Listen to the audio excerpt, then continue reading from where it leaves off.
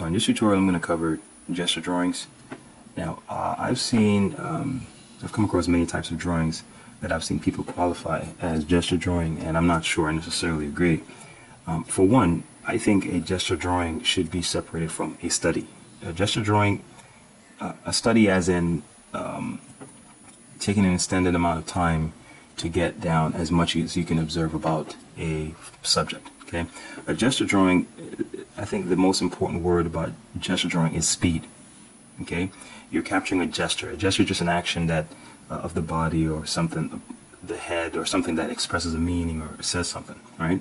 So you're essentially the essence about it, I think, and the fun comes in being able to draw quickly. Now, with many of my students, that's one of the biggest challenges because naturally we want to control things. We want to make things look right. You want things to be as accurate as possible. With gesture drawing, you're doing the complete opposite.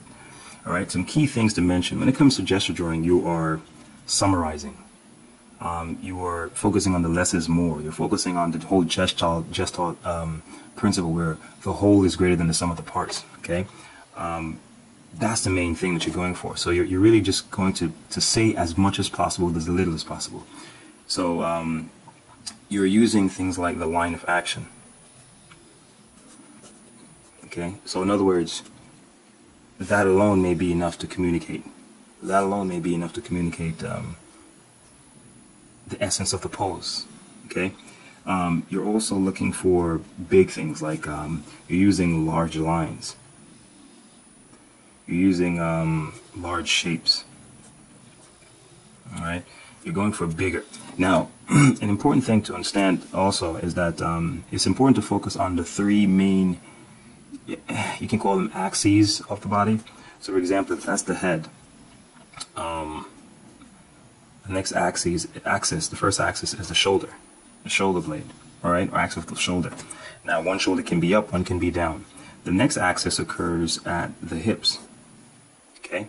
So for example, this alone is communicating something. And then the next axis occurs at the knees. Okay? So those are the three main axes that you want to focus on. So how will this come into play? If you have something as simple as this, just by having like that, you're communicating a lot already about the pose. All right? So you can draw a figure just from focusing on these three axes, because once the hip, the central one, which is most important, is the hip. And this occurs at the knees and the shoulders. So once someone stands in a certain position where the one leg is bent, automatically the hips will shift. So if this is the center, then we know that this will be the leg that will be supporting the weight. The straight leg is the one supporting the weight, and this one will buckle. So automatically you can see that this is also capturing a certain pose just by doing that. Then of course, naturally, if the axis of the hip shifts, then naturally the axis of the shoulder is going to also shift to counterbalance that.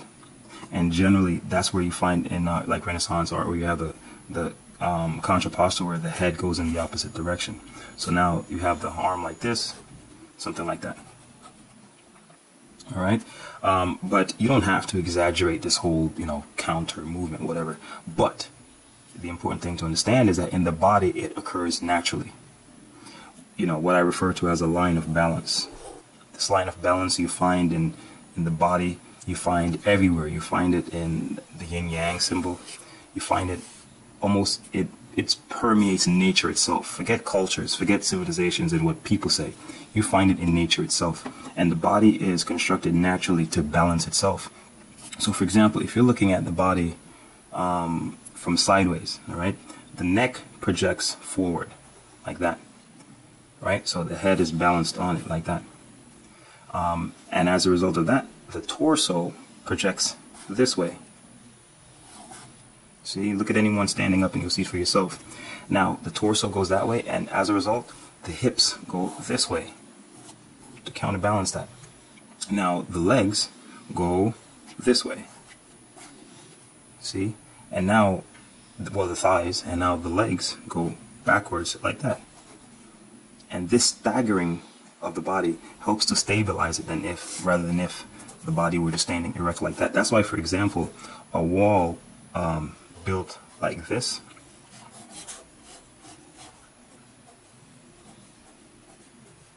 see where the bricks are staggered, are less likely to topple over than a wall that's built like this. That's going to tilt over in any second.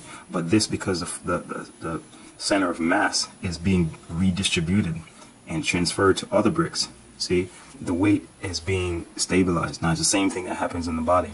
Now, the reason why I'm pointing that out is because it helps you to understand how to capture the essence of a pose. Okay, so for example, you can this is how you tend to find the line of action. When people say the line of action or rhythmic lines in a pose, this is what they're referring to. Okay, because rhythmic lines are really lines of a pattern or lines of movement that seem to just continue into each other.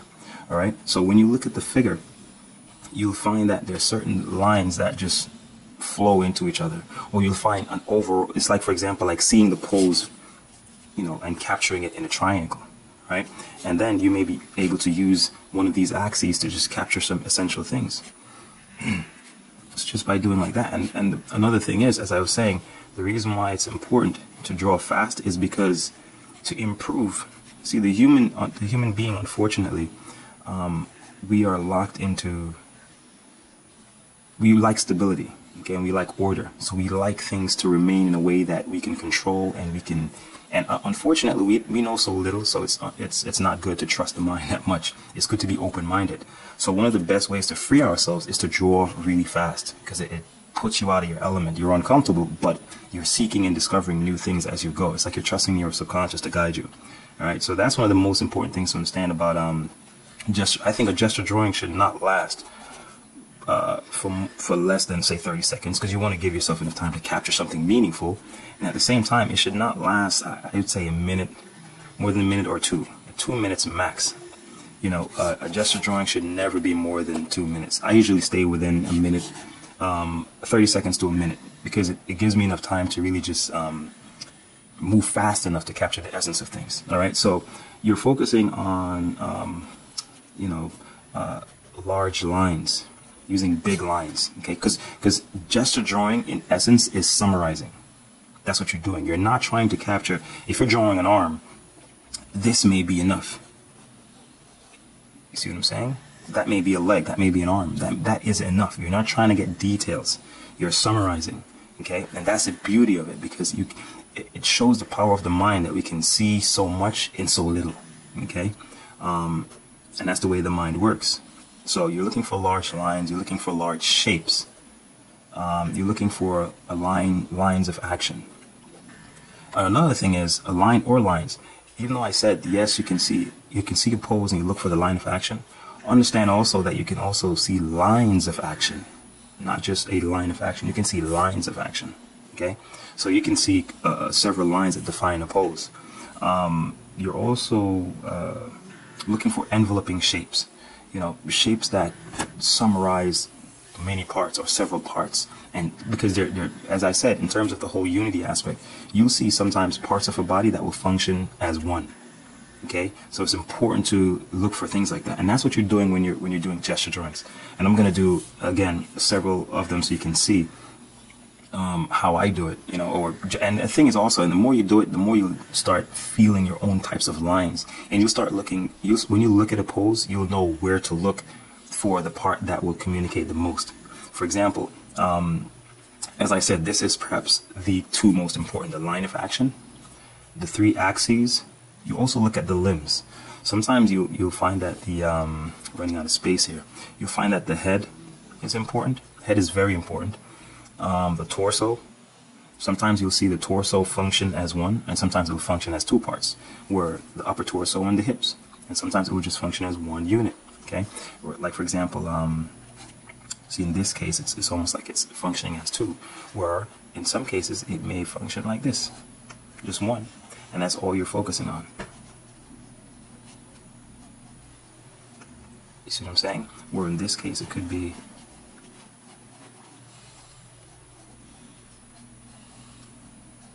something like that. See, that's a gesture drawing. Okay, you're not trying to get all details and study and spend too much time. You're trying, as a matter of fact, if you do two gesture drawings of the same pose, they should not look the same. If they look the same, something isn't right, because by nature, when we move really fast, it's the rationale part of your brain gives out, okay, because it doesn't have enough time to focus. You're not giving yourself enough time to focus that much to start zeroing on details, right?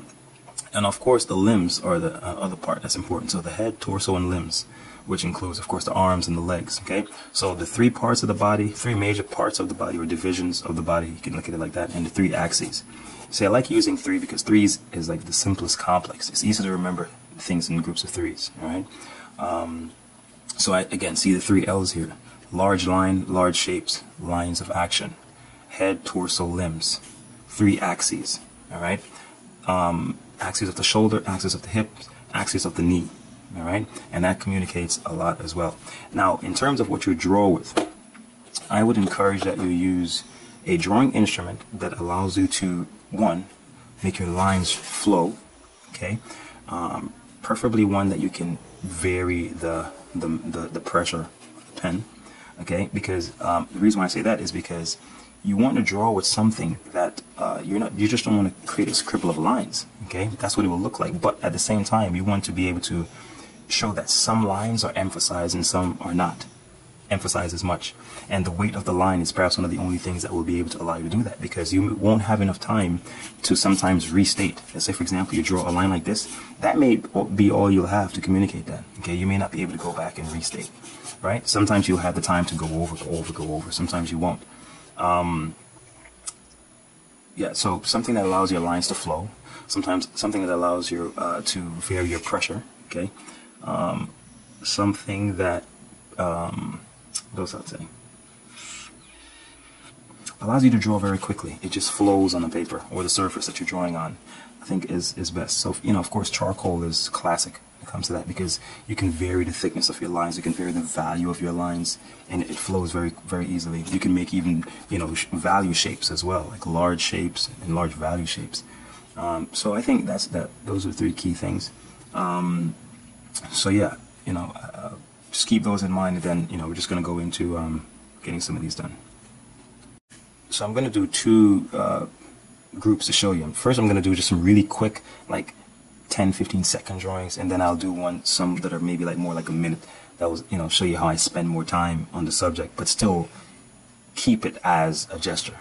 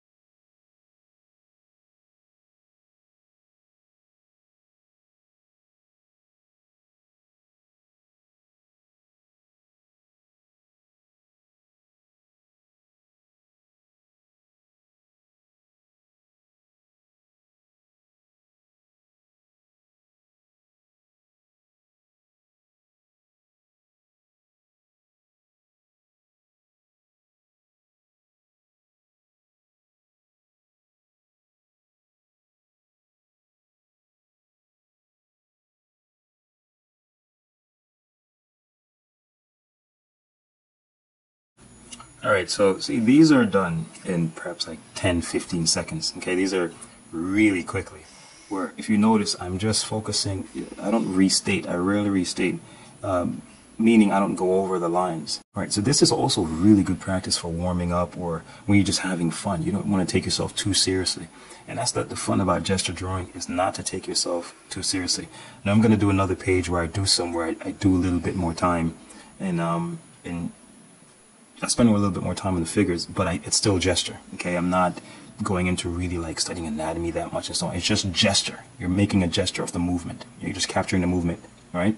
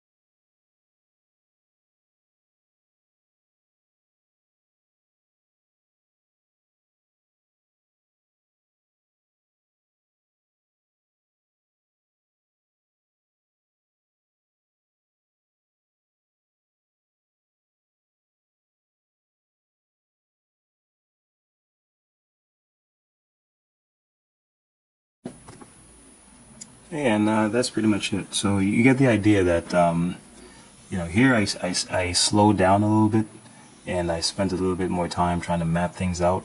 But in essence, they're still done pretty quickly, and it's a ton of fun. I can't count how many of these I've done before, but it's something that's really fun to do, to loosen yourself up, to warm yourself up. And another thing that's very important about it is that it helps you to practice proportions and rhythm, because your subconscious, in some strange way, can find its own sense of unity and harmony, and it way it works things out. And that's the thing why it's good to go fast, because when you're going slow, your mind is correcting and thinking of how things should look, and once you just let the subconscious go, just keep going fast, you will find that it just does its own. You just hold the pen and just let it work. It's a lot of fun, but it's really important practice to, as I said, look for the large shapes, the large lines. Ignore the details. Think of summarizing the motion, summarizing the movement, summarizing the action, the figure, the shape, the form, whatever it is. It's almost gesture drawing is drawing in shorthand.